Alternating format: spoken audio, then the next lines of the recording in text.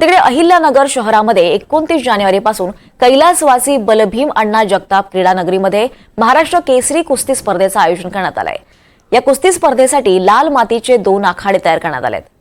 25,000 प्रेक्षक बसतील एवढी आसन क्षमता या मैदानाची तयार करण्यात आली आहे। 200 कामगार गेली 10 दिवसांपासून मैदान आणि आखाडा तयार करण्याचे काम करतायत। लाल मातीचा आखाडा तयार झाल्यानंतर लाल मातीमध्ये मातीला खुराक म्हणून 200 किलो हळद, 500 लिटर सरसो तेल, 100 गोणी गेरूचा रंग, 5 क्विंटल लिंबाचा रस, 500 लिटर दूध, 40 ते 50 किलो कापूर यामध्ये मिसळण्यात आलाय आणि यामुळे लाल मातीला आयुर्वेदिक गुण निर्माण झालाय।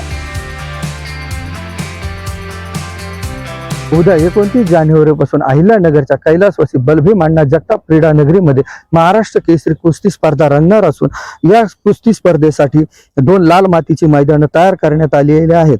यासाठी शहर व परिसरातून लाल माती आणण्यात आली आहे। सुमारे 36 ब्रास लाल माती या 2 आखाडे तयार करण्यासाठी आणले असून मैदानाची तयारी करण्यासाठी गेली 10 दिवसापासून काम सुरू आहे। एकंदरीतच उद्यापासून 2 फेब्रुवारी पर्यंत या ठिकाणी महाराष्ट्र केसरी कुस्ती स्पर्धेचा थरार नगरकरांना अनुभवायला मिळणार आहे।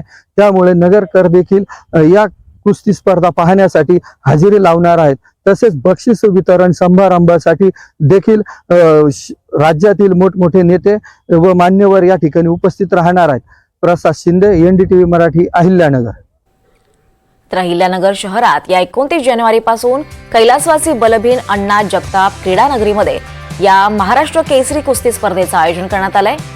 या कुस्ती स्पर्धेसाठी लाल मातीचे 2 आखाडेही तयार करण्यात आले।